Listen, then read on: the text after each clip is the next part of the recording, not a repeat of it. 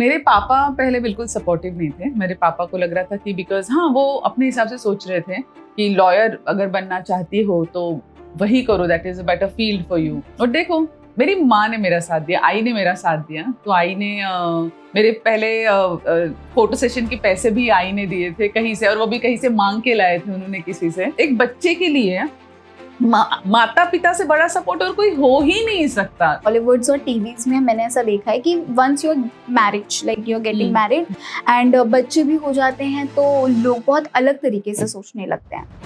Unfortunately सिर्फ हमारे industry में ही नहीं, सब जगह पे ऐसा होता है कि अरे अब वो माँ बन गई है, अब उसकी रिस्पॉन्सिबिलिटी बढ़ गई है। रिस्पॉन्सिबिलिटी तो सबकी बढ़ती है, एक मर्द की भी रिस्पॉन्सिबिलिटी बढ़ती है। ऐसे नहीं ना कि सिर्फ एक औरत की रिस्पॉन्सिबिलिटी बढ़ती है। जब आप एक मर्द को क्वेश्चन नहीं करते कि वो अभी आपका बच्चा होगा तो आपके पास टाइम नहीं होगा ना, तो फिर एक औरत को क्यों क्वेश्चन कर रहे हो? कभी कभी ये होता है कि नई चीजें ट्राई नहीं की जाती। एक एक्टर है ना, उसको तुम जिस सांचे में ढालोगे, अगर एक एक्टर अच्छी एक्टर है, अच्छा एक्टर है, हमारे फिल्म स्टार्स देख लो, अलग अलग रोल करते हैं, वो आपको कन्विंस करते हैं ना। तो वैसे ही हम भी है। आप अगर कल आज अनुपमा है, रूपाली अनुपमा लगती है ना, तो जब कोई नेगेटिव करता है वैसे आपके मन में ऐसा होता है कि अरे यार ये बहुत बुरी है ये शो में। ओके, वेल आपका लास्ट शो दीवानियत था, कैसे मिला था आपको ये शो? दीवानियत के प्रोड्यूसर्स जो है कॉकरो एंड शायका एंटरटेनमेंट, उनके साथ मैंने तेरी मेरी डोरिया किया था। yes. हाँ, तो उसके बाद में फिर दीवानियत के लिए उन्होंने मुझे पूछा।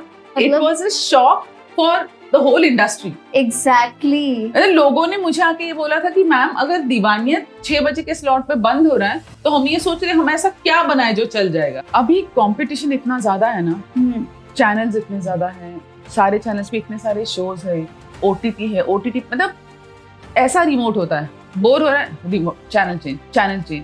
आपने न्यूज़ तो देखा होगा, आजकल न्यूज़ काफ़ी ज़्यादा, कुछ चीज़ें बहुत ज़्यादा चल रही है, खासकर सोनम रघुवंशी एंड राजा रघुवंशी की। Have you heard this news कि उन्होंने अपने लवर के लिए अपने हस्बैंड को मार दिया? कई बार ऐसा होता है कि हो सकता है बॉयफ्रेंड से शादी करके लाइफ बर्बाद हो जाती है उसकी, बट किसी और की लाइफ बच जाती ना। एग्जैक्टली। एंड हर किसी को अपनी लाइफ का जिम्मा खुद लेना चाहिए। But don't you feel ma'am कि समटाइम्स फैमिलीज का भी प्रेशर कुछ ज्यादा होता है? मैं फैमिली प्रेशर की बात कर रही हूँ, मैं फैमिली की बेस की बात कर रही हूँ। जब फैमिलीज डिसाइड करती है शादी करवाने का, तो उनको लगता है कि हम तेरे लिए डिसाइड करेंगे, हम तुझको बताएंगे।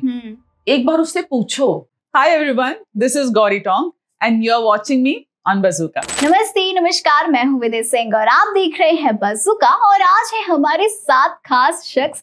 First of all Gauri Tong, आपका स्वागत है मैम, कैसी हैं आप? मैं बहुत अच्छी हूँ और बहुत नर्वस हूँ क्योंकि ये मेरा फर्स्ट पॉडकास्ट है। नो प्रॉब्लम, हम ये एंजॉय करते करते ये पॉडकास्ट कंप्लीट कर लेंगे। सो थैंक यू। वेल, सबसे पहले तो मैं आपसे आपकी जर्नी के बारे में जानना चाहूंगी। कैसी थी शुरुआत और कैसा रहा अब तक का सफर? थैंकफुली भगवान की दया से, आई पापा के आशीर्वाद से सफर तो बहुत अच्छा चल रहा है। और शुरुआत भी बहुत अच्छी हुई थी, बड़ी क्या बोलते हैं ना, सरप्राइजिंग शुरुआत थी, बिकॉज मैंने कभी सोचा नहीं था कि मैं इस फील्ड में आऊंगी। बट बस जहाँ पे बोलते हैं ना भगवान ने कुछ और लिख के रखा होता है, आप कुछ और सोचते हो। मुझे लॉयर बनना था और मैं एक्टर बन गई।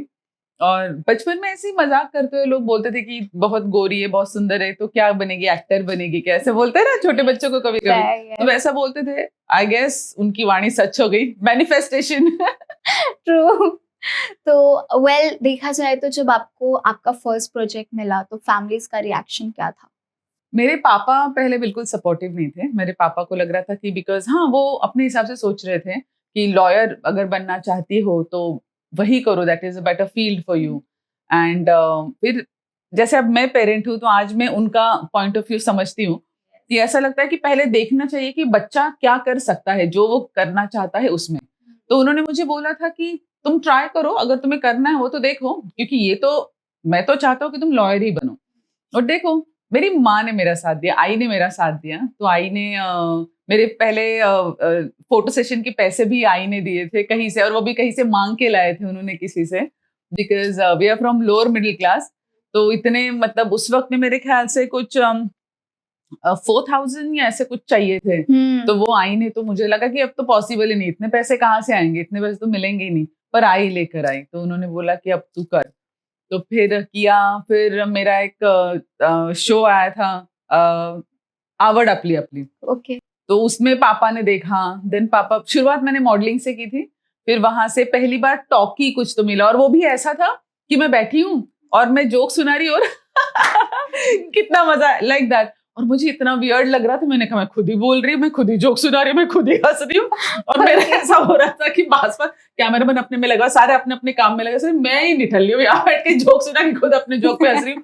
फिर मैंने उनको बोला तुम लोगों में से कोई तो हंसो ना, तो बोले नहीं आपके माइक में हमारी आवाज आ जाएगी ना, वो डिस्टर्ब हो जाएगा। ओह!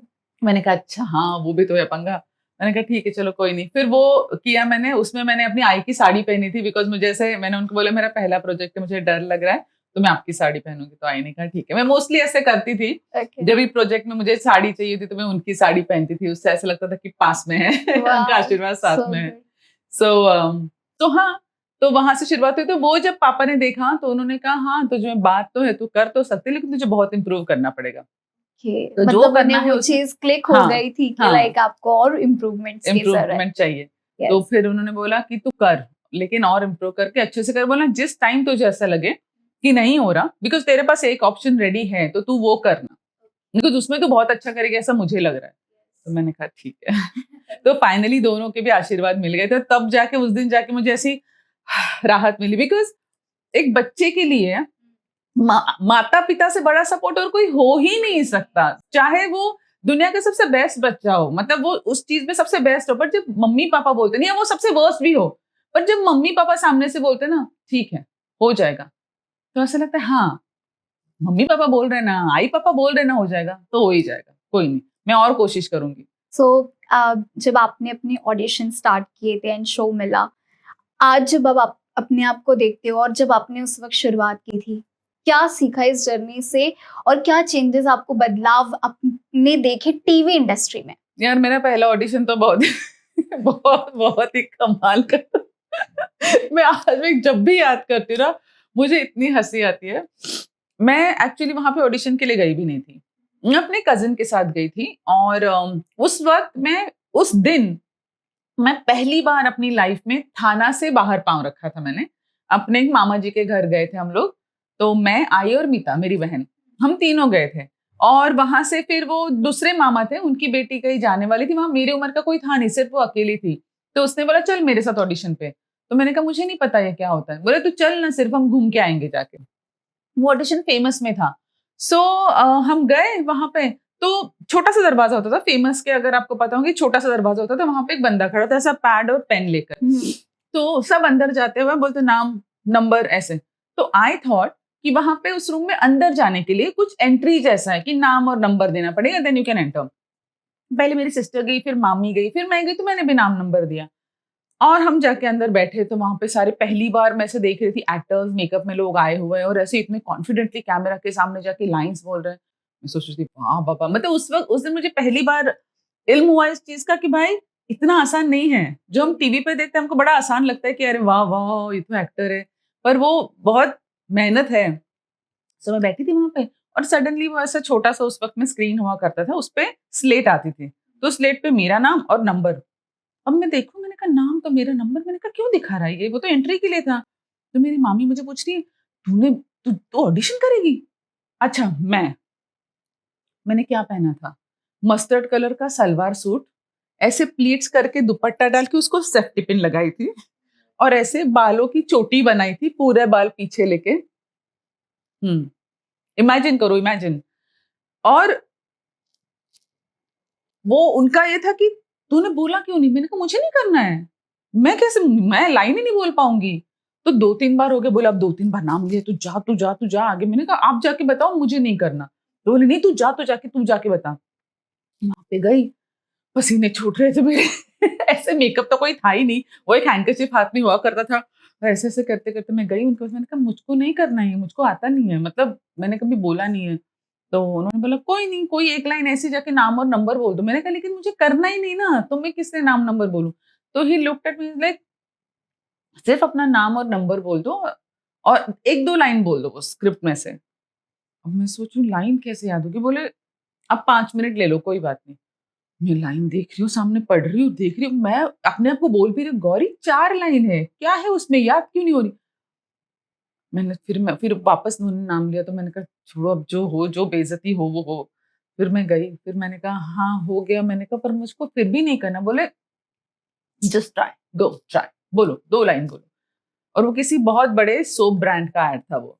ओह! सो और मैं इतना टेंशन में थी उस वक्त, तो मुझे पता ही नहीं था वो कौन सा सोप है, क्या ब्रांड है, क्या है। मुझे सिर्फ वो 2 लाइन्स भी नहीं, वो थी 3-4 लाइन्स, उसमें से 2 भी नहीं याद हो रही थी। तो मैं गई वहां सामने, मेरे पसीने निकल रहे, मैं अपना हैंकरचिफ, वो बोल रहा है ये हाथ का वो हैंकरचिफ आप साइड में रखो। मैंने कहा नहीं, ये मेरे हाथ में रहने दो प्लीज। मैं लिटरली रोने पे थी। एंड फिर अपने आप को बोला वहां खड़े होके, मैंने कहा क्या। और I could see some people वहां पे, जो लोग थे वो हंस भी रहे थे कि होता है ना या कि क्या यार है। तो कुछ लोगों को ये भी लग रहा होगा कि क्या टाइम वेस्ट कर रही है, हमको करना, हमको घर भी जाना है एंड ऑल दैट। तो मैंने कहा गौरी, जो भी एक लाइन, जो भी लाइन दिमाग में आ रही, जो भी आ रहा है जस्ट बोल, थोड़ा शांत होके। मैं मुंह से वर्ड ही ना निकले मेरे मैं बोलने के लिए मतलब मुंह खुल रहा है और फर्स्ट निकलने, टाइम और मुझे समझ रहा है कि मुंह खुल रहा है पर अंदर से आवाज नहीं आ रही है। मैं बोलूं क्या हो क्या गया। वैसे तो इतनी चपड़ चपड़ चपड़ तू करती है, आज कैमरे के सामने बिल्कुल तेरी आवाज नहीं निकल रही। मतलब हम वो फिल्मों में या शोज में देखते हैं ना कि कोई बोलता है कि बोल ले तेरी आवाज क्यों नहीं निकली। Literally that moment for me. मैं रुकी, फिर मैंने कहा सॉरी सॉरी सॉरी। बोले नहीं, नो डोंट वरी। और वो बिल्कुल ऐसे पॉलिश इंग्लिश बोलने वाला वो बंदा था। तो बोल रहे यू नीड 5 मिनट्स। मैंने कहा नहीं नहीं, मेरे से होगा नहीं, 5 मिनट की बात भी नहीं होगा मेरे से। तो ही इज लाइक कि टेक योर टाइम। सो मैंने कहा 2 मिनट दो। तो मैं टर्न करके गई, दीवार के सामने खड़ी हो गई और फिर मैंने अपने आप को बोला, मैंने कहा क्या है, 2 लाइन्स है ना, सीधा स्ट्रेट फेस करके 2 लाइन्स बोलनी है। वो 2 लाइन्स बोल दें फिर हो जाएगा। ऐसा समझ कैमरा सामने है नहीं। और ये बात उस वक़्त किसी ने नहीं बताई थी। ये बात सिर्फ मैंने अपने आप को समझा वाओ! कि ये समझ के सामने कुछ नहीं। जब तू स्टेज पे जाती है, कभी कुछ बोलती है, कभी कुछ ऐसा परफॉर्म करती है, तब तू देखती है सामने। मतलब स्कूल के गैदरिंग्स-वैदरिंग्स में मैं परफॉर्म करती थी। ऐसे नहीं कि मैं बिल्कुल ऐसी शाय ऐसी थी, कभी कुछ बोल, पता है कैमरा को लेके क्या हो गया था। वो इतने सारे, मैं भी वो इतने सारे लोग और ये। तो मैंने सोचा कि, तो मैंने इमेजिन किया कि तू कंफर्टेबल किसके सामने है? अपने स्कूल के सामने तू डांस करती, तो ऐसे समझ कि वो सारे तेरे स्कूल के छोटे बच्चे हैं। Okay, they are all kids, like जो तेरी उम्र उससे छोटे छोटे चौथी पांचवी के बच्चे। बिकॉज हमारे स्कूल में ऐसा होता था कि चौथी पांचवी के बच्चों के लिए छठवीं सातवीं के बच्चे परफॉर्म करेंगे, सो उनको बेटर परफॉर्मेंसेस देखने को मिलेगी।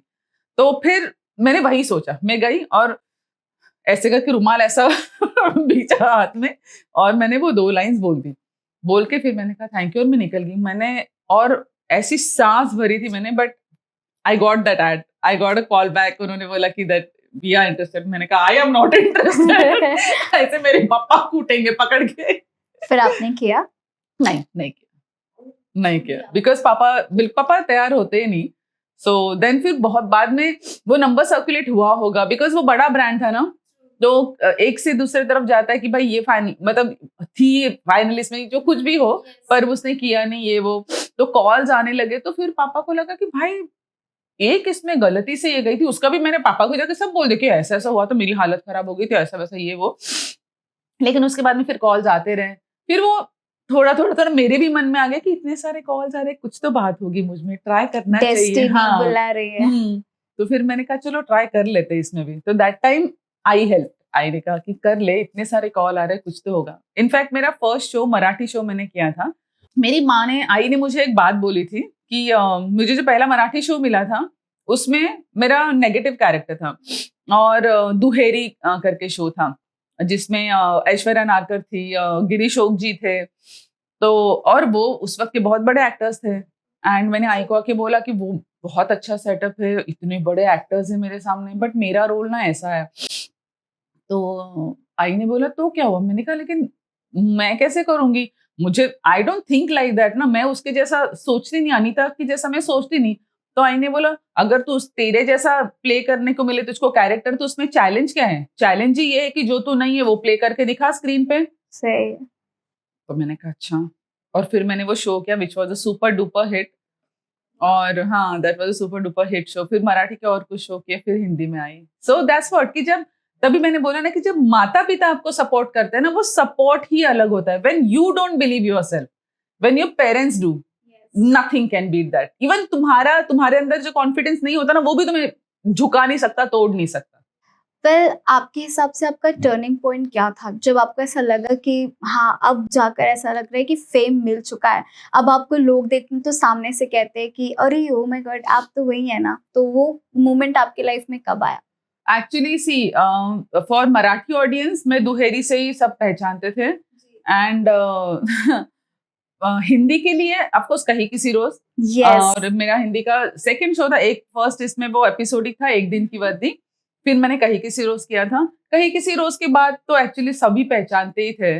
सो thank you to Ekta Kapoor Balaji Telefilms, उन्होंने बहुत से लोगों को बनाया है, उनमें से मैं भी एक हूँ। ओके। वेल आपके साथ कभी ऐसा हुआ मैम कि आपके पास कोई प्रोजेक्ट्स आया हो, फिर फॉर सम रीजन आपने उसे मना कर दिया, बट देन आपको फिर ऐसा रिग्रेट हुआ कि लाइक ओ शिट क्यों इसे छोड़ा, ऐसा कभी आपके साथ हुआ? यू नो मैं रिग्रेट नहीं करती कभी, बिकॉज जब मैं आई लव माई वर्क, मैं अपने काम से बहुत प्यार करती हूँ, तो मुझे कोई काम छोड़ने के लिए बहुत स्ट्रॉन्ग रीजन चाहिए, तभी मैं कोई काम छोड़ती बोलती हूँ कि नहीं हो पाएगा। तो वो दूसरा रीजन जब इंपॉर्टेंट होगा तभी मैंने ये काम छोड़ा होगा। तो अगर मैं वो रिग्रेट करूँ तो मेरा ये काम ये हो जाएगा, अफेक्ट हो जाएगा ना। ये समझो मैंने कभी बच्चे का सोच के, बच्चों के लिए सोच के, किसी के लिए भी सोच के किया होगा, तो इसलिए I don't regret. There is no point regretting. एक बार गया, चाहे इंसान हो, चाहे काम हो, चाहे जो भी हो, एक बार गया तो उसे निकाल दो, माइंड से निकाल दो। ओके। वेल आपने मैम अपनी फर्स्ट चाइल्ड पर ब्रेक लिया था, यू नो, हाँ। ब्रेक के वापस आने के बाद जैसे प्रोजेक्ट आपको पहले मिल रहे थे, क्या वैसे ही प्रोजेक्ट आपको ब्रेक के बाद मिले? और वैसा मतलब यू नो एक होता है, बिकॉज मैंने देखा है कि माइंडसेट लोगों के बदल जाते हैं, खासकर यू नो बॉलीवुड्स और टीवीज में मैंने ऐसा देखा है कि once you are marriage, like you are getting married and बच्चे भी हो जाते हैं, तो लोग बहुत अलग तरीके से सोचने लगते हैं। अनफॉर्चुनेटली सिर्फ हमारी इंडस्ट्री में ही नहीं, सब जगह पे ऐसा होता है कि अरे अब वो माँ बन गई है, अब उसकी रिस्पॉन्सिबिलिटी बढ़ गई है। एंड रिस्पॉन्सिबिलिटी तो सबकी बढ़ती है, एक मर्द की भी रिस्पॉन्सिबिलिटी बढ़ती है, ऐसे नहीं ना कि सिर्फ एक औरत की रिस्पॉन्सिबिलिटी बढ़ती है। ट्रू। उसका काम खराब हो तो आप बोलो। अगर मैं आफ्टर, और कोई भी दूसरी औरत माँ बनने के बाद अगर वो काम खराब करे आपका, तो आप उसको बोलो, बट उससे पहले ये धारणा क्यों बना रहे हो कि अब उसका बच्चा हो गया तो अरे उसके पास टाइम नहीं होगा? वो टाइम निकालेगी। आप जो पे उसको कर रहे हो उसमें अगर वो आके बोले कि नहीं आज मुझको पूरा दिन नहीं जमेगा, मैं आधा दिन में जाऊंगी, my baby needs me, then you tell her true कि this is wrong, we are paying you for the full day. So ये बहुत अनफॉर्चुनेट है सिर्फ औरतों के बारे में कि बच्चा होते ही ऐसा लगता है कि अरे उसकी रिस्पॉन्सिबिलिटी बढ़ गई, अरे अभी नहीं वो टाइम नहीं दे पाएगी या तो ये नहीं हो पाएगा। We really as a women I can guarantee we work really hard because just to prove that कि हम करेंगे, हम कर सकते हैं। I worked after my first baby, I worked after my second baby. और देखो इमरजेंसीज जो होती है वो किसी की भी लाइफ में, एक मर्द की लाइफ में भी आ सकती है, एक औरत की लाइफ में भी आ सकती है। जब आप एक मर्द को क्वेश्चन नहीं करते हैं कि वो अभी आपका बच्चा होगा तो आपके पास टाइम नहीं होगा ना, तो फिर एक औरत को क्यों क्वेश्चन कर रहे हो?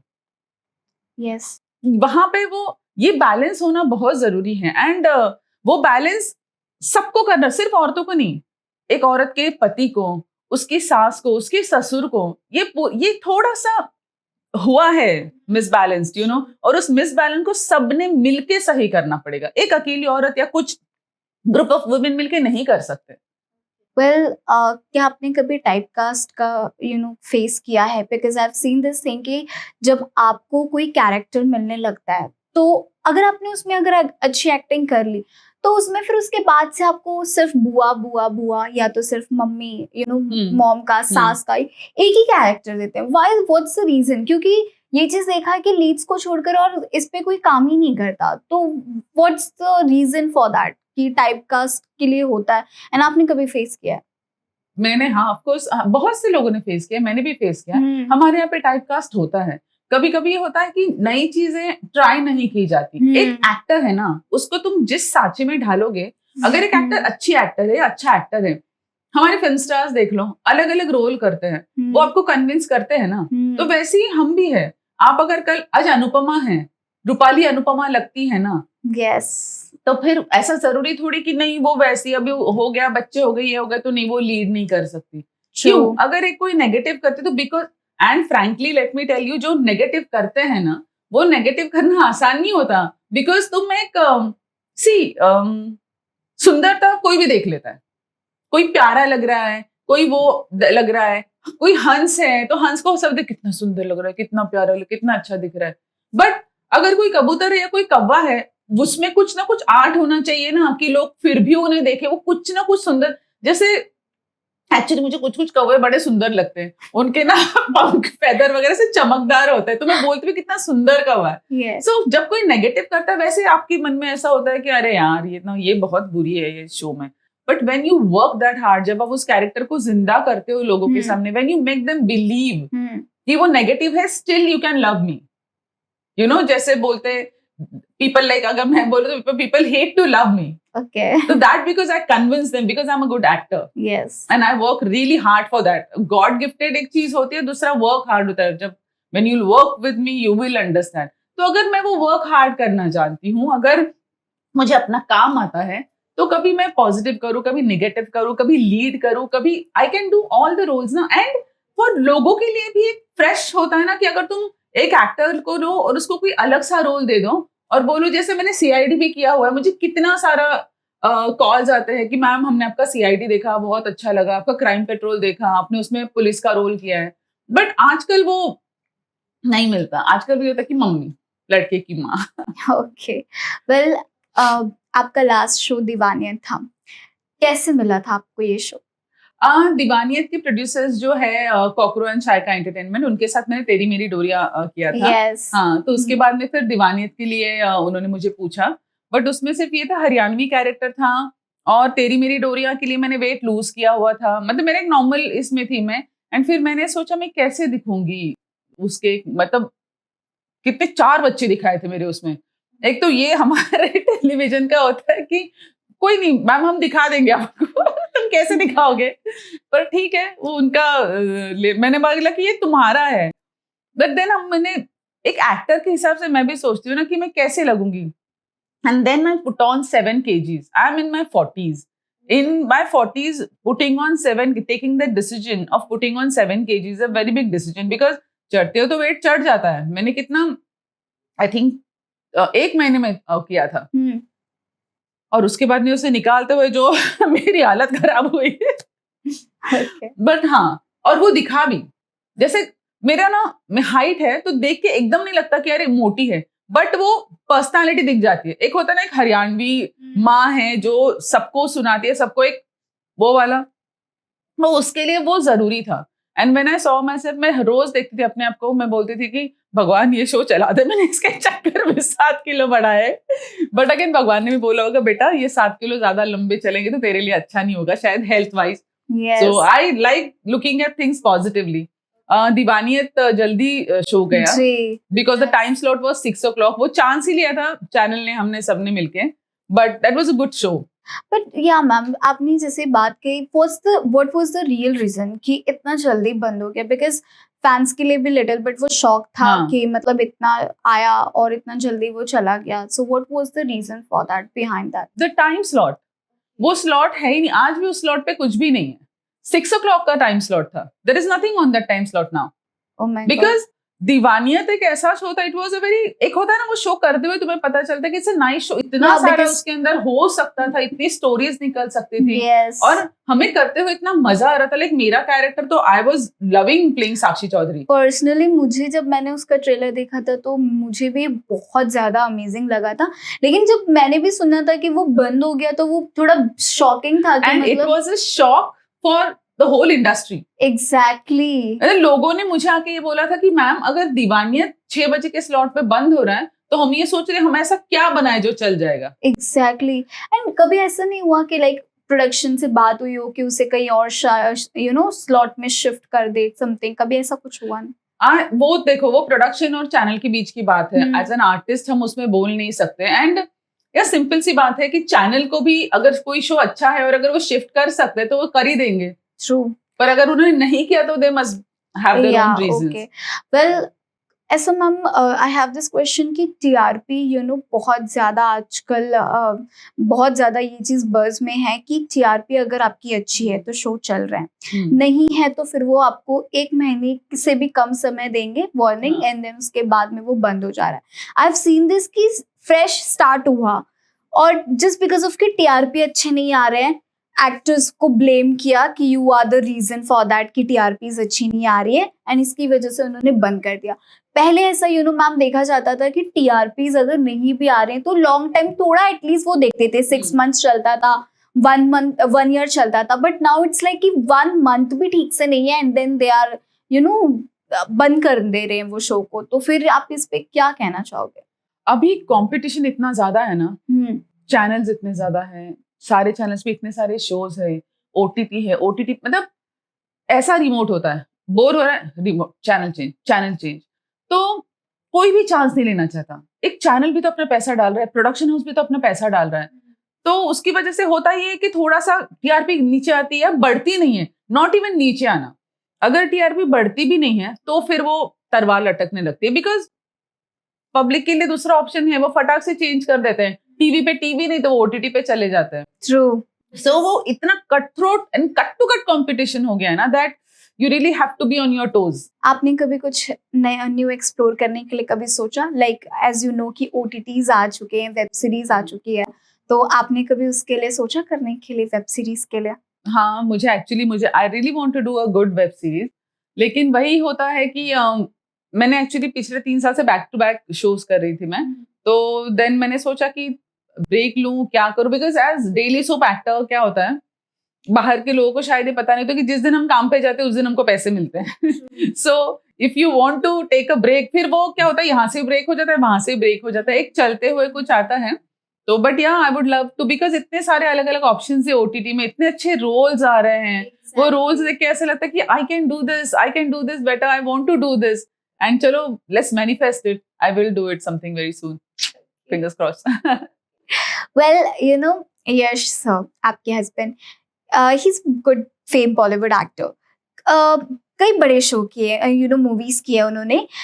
आपका सबसे ज्यादा, मैंने एक मूवी देखा जय हो, सलमान सर के साथ में, क्या आपको कभी सामने से मौका मिला उनसे मिलने के लिए, और अगर आपने मिला तो उनके साथ में आपका एक्सपीरियंस कैसा था? कहाँ से? Yes.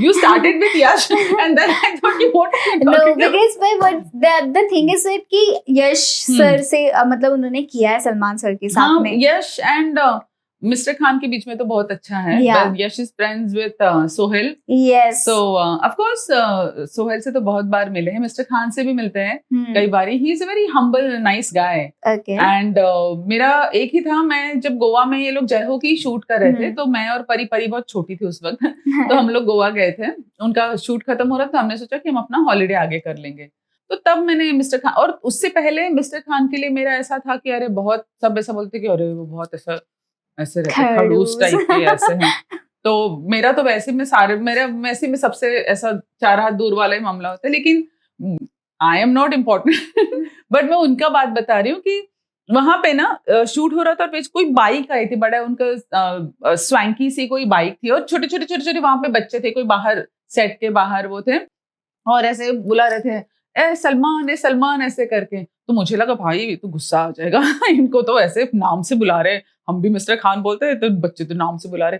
तो वो गए बाहर, एंड देन कुछ बात की होगी उनके साथ, तो देन ही बाद में वो बाइक लेकर गए, एंड देन वो हर एक उस बच्चे को उस बाइक पे बिठा के चक्कर लगवा के लेकर गए, एंड बहुत सारे बच्चे थे, मतलब मुझे काउंटिंग भी नहीं पता, 10 तो होंगे कम से कम, वो हर बच्चे को उस बाइक में करके, है ना, हम एक अलग ही वो बन जाता है इनके बारे में, ये साइड तो किसी को पता ही नहीं है। True.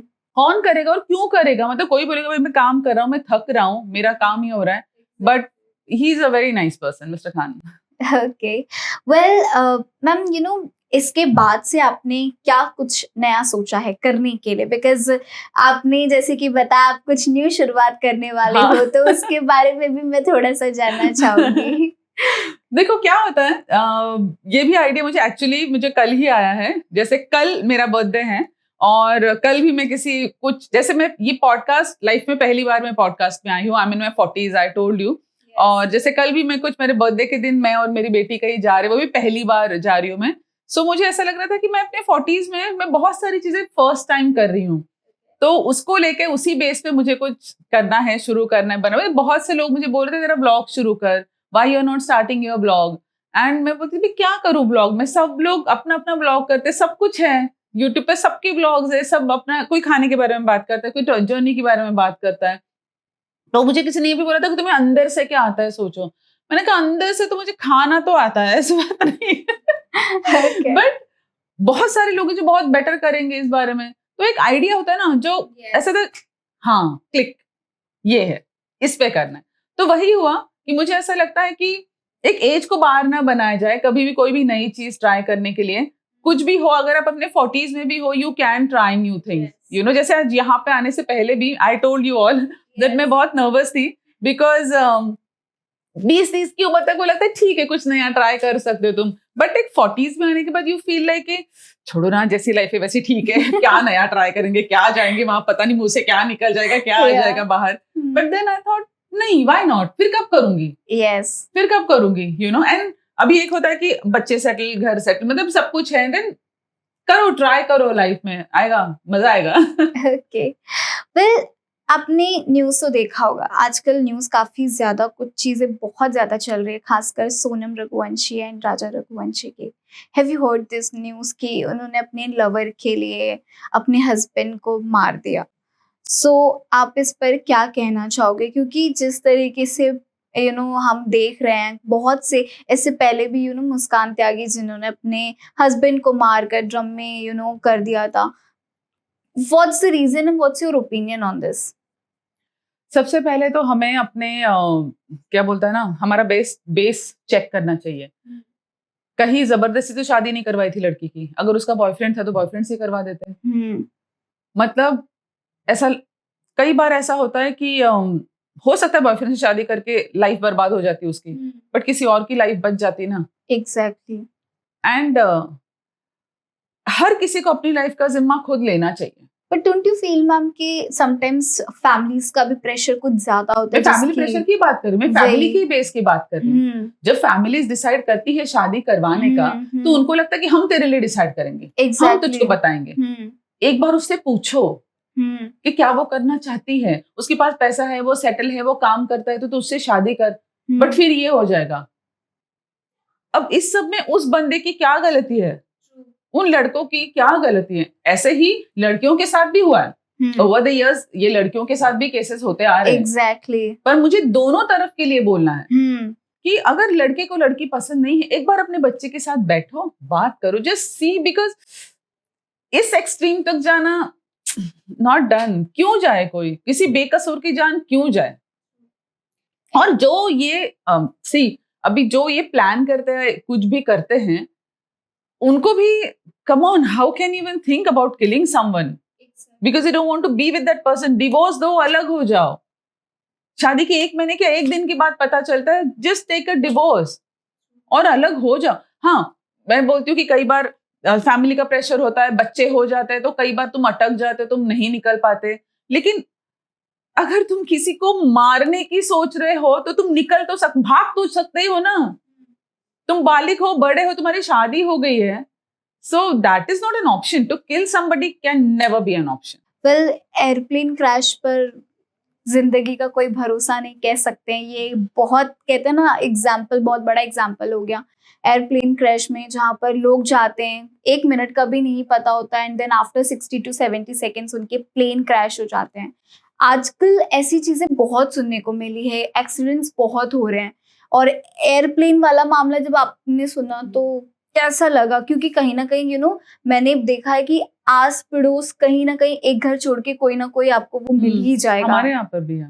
या सो आप कैसा, मतलब क्या बोलना चाहोगे आप इसके बारे में? ये ना मैं एक एग्जांपल देना चाहूंगी, बिकॉज मैं सीधा उस टॉपिक में घुसूंगी ना, बिकॉज जब हुआ था वो, तो मुझे बहुत अफेक्ट किया था। मुझे ऐसी चीजें थोड़ा अफेक्ट करती है, जब बेकसूर इंसानों की जाने जाती है ना, तो it's very hurtful for me also. मेरा अपना कोई नहीं था, बट ऐसा लगता है कि जैसे जो गए वो अपने ही थे, उनकी कोई गलती नहीं थी। Cruise members, everyone. It's just simple कि समझो तुम खाना बना रहे हो और तुम्हारी गैस लीक है, ठीक है, तुम एक इस बर्नर पे खाना में, दूसरा बर्नर लीक है। वो होते हुए भी अगर तुम कंटिन्यू करते हो खाना बनाना, तो ना उस खाने की गलती है, ना उस गैस की गलती है, उस इंसान की गलती है ना, जो वो बर्नर ऑन होने के बाद भी खाना बना रहा है। यस। तो वो ढूंढो, वो इंसान कौन है? एयरप्लेन। Yes ma'am. कौन, किस, पता नहीं था, चेकिंग नहीं हुई, इट्स अ प्लेन। मतलब खिलौने की गाड़ी थोड़ी है, खिलौने का उड़ाने वाला प्लेन थोड़ी है भाई। हमारे इसमें बच्चों के खेलने वाले जो वो गाड़ियां होती है उसमें थोड़ा सा करंट होता है, बच्चे को बोलते नहीं हाथ में लगाना, कोई बात नहीं, वो ठीक करवा के लाएंगे, फिर ही खेलना। ट्रू, और इतना बड़ा प्लेन उड़ा दिया।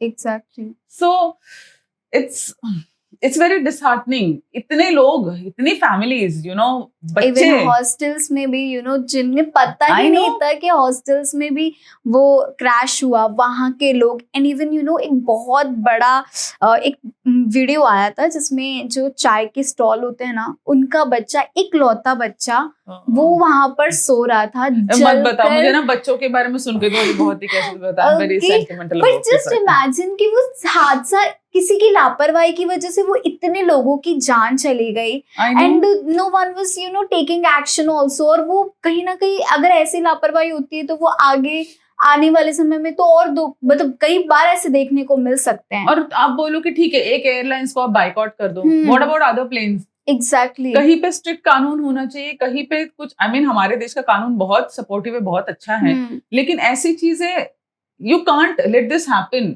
एग्जैक्टली। मुझे कोई भी कन्विंस नहीं कर सकता इस बात के लिए कि नहीं यार इसको कैसा होता है, मैं मानती नहीं। ट्रू। इतनी जाने गई है, बेकसूर लोग, उन्होंने क्या गलती थी उनकी यार। और इतनी सारी स्टोरीज, इतना सब कुछ जानने को मिल रहा है उसके बारे में। हमको कुछ भी हमें पीछे से बुरा लग रहा है, बट वो जो इमीडिएट लाइफ जिनके साथ उनकी कनेक्टेड थी, उनकी लाइफ जैसे अफेक्ट हुई है, you and me sitting here doing the podcast can't even imagine what hell they must have gone through. Well, apart from this, मैंने कह सकते हैं कि एक सोशल मीडिया का लोग मिसयूज भी कर सकते हैं। मैंने एक लड़की का वीडियो देखा, एज यू नो कि ईरान और इजराइल का वॉर चल रहा है। इजराइल का जो भी मिसाइल वहां पर ईरान की तरफ गिर रहा था, उसकी वजह से दे आर इंडियंस, एंड वो वहां से आए, बट कंप्लेनिंग कि instead of being grateful for them कि लाइक ठीक है हमारी एटलीस्ट जान बच गई, दे आर सेइंग कि हमें बहुत अजीब तरीके से लाया गया, हमारा एक्सपीरियंस बिल्कुल अच्छा नहीं था, हमें खटारा बस दिया गया, एंड दिस। तो आई वाज लाइक मैं देख रही थी, कमेंट्स देख रही थी, पढ़ रही थी, I was reading the comments, and people was like कि वेरी पॉजिटिव वन कि आपको भाई उनकी सरकार का थैंकफुल करना चाहिए, एटलीस्ट यू आर जिंदा तो वापस आए। एग्जैक्टली, आप मरे नहीं हो तो आपको उसके लिए आप उसको थैंक यू कहने के बजाय आप ऐसे किसी की बुराई कर रहे हो, तो this is not the good. तो ऐसे भी कुछ लोग हैं कि सोशल मीडिया का कहीं ना कहीं बहुत गलत, मतलब कुछ अच्छा भी हो गया, कुछ गलत भी है। I will tell you what, social media जो है ना, अलग अलग लोग सोशल मीडिया को अलग अलग तरीके से यूज करते हैं। पीपल एक्चुअली, वो सोशल मीडिया एक इतना स्ट्रॉन्ग और अच्छा प्लेटफॉर्म है to do any good thing, any कुछ भी। मैं ये नहीं बोल रही कि सिर्फ अच्छा बोलो, लेकिन कुछ लोगों को लगता है सिर्फ गड़बड़ बोल के, गलत बोल के, किसी के बारे में बुरा बोल के, क्या बोलते हैं ना, विवादात्मक स्टेटमेंट्स करके आप सोशल मीडिया पे स्टार बन जाओगे। आप एक बार कर दोगे ऐसा स्टेटमेंट, बट जैसे आप बोल रहे हो वैसे और 1000 लोग हैं जो आपको ये बताएंगे कि जो आप बोल रहे हो वो गलत बोल रहे हो। आजकल सब समझदार है, आप कुछ भी बोलोगे और लोग बिलीव कर लेंगे ना। दूसरों के दिमाग है, कमेंट्स पढ़ो, तुम्हें कमेंट्स में पता चलेगा, और जब आप नेक्स्ट टाइम बोलोगे ना तो लोग आपको नहीं सुनेंगे फिर, क्योंकि एक बार तो आपने ट्राई कर लिया कि हाँ चलो ऐसा कुछ बोल दो, और लोग नहीं मानेंगे। देख लो, ट्राई कर लो, यू नो। सो वो एक्सेप्टेंस भी होनी चाहिए, वो होगा धीरे धीरे, बट फिर भी लोग ट्राई करना नहीं छोड़ते। उनको सिर्फ ऐसे तो कुछ बोल दूं और कुछ हो जाए, भाई आग लग जाए। Well, आप अपने आप को 10 साल बाद कैसे देखते हो? मैं अपने आप को 10 साल बाद कुछ नया ट्राई करते हुए अगेन, हेल्दी, कुछ और नई डिशेस सीख के अपने बच्चों को और अपने फैमिली को खिलाते हुए। बहुत ही कमाल के, जैसे अगर पीछे देखे तो बोले कि अरे गौरी टोंग का वो रोल था ना, मुझे वैसा रोल करना है, ऐसा कुछ बोलते हुए, और खुद के लिए ये सोचते हुए कि मुझे वो वाला रोल करना है, वो मैंने ट्राई नहीं किया, I want to try that, I want to do that. So आगे बढ़ते हुए, खुश रहते हुए, हेल्दी रहते हुए, अपने परिवार को संभालते हुए, आप जैसे अच्छे लोगों से मिलते हुए, नई नई बातें ट्राई करते हुए, लाइफ एंजॉय करते हुए। ओके, लास्टली आप फैंस के लिए क्या कहना चाहेंगे? फैंस के लिए मैं यहाँ देख के सीधा बोलूंगी, मैं आप सबकी बहुत बहुत शुक्रगुजार हूँ। जो मेरा सफर रहा है उसके बीच में मैंने कभी ब्रेक लिए, कभी काम किया, कभी नेगेटिव, कभी सुपर नेगेटिव किरदार किए, लेकिन हर वक्त आपने मेरा साथ सिर्फ बढ़ाया है, कभी कम नहीं किया। मेरे लिए, मेरे परिवार के लिए हमेशा दुआएं भेजिए, हमेशा गुड विशेस भेजिए and thank you so much, thank you very much. आपका प्यार, जैसे आप सब जानते हैं कि मैं आपके डीएम्स को जितना हो सके उतना क्या बोलते हैं, रिप्लाई करने की कोशिश करती हूँ, बट हाँ समय की कमी के कारण कभी कभी नहीं हो पाता, लेकिन मैं आपसे प्यार करती हूँ, आप जानते हैं, एंड आपका ही प्यार मेरे लिए बनाए रखो प्लीज। आपका प्यार मेरे लिए बहुत मायने रखता है, बहुत ज्यादा। Thank you so much. Thank you so much for joining us.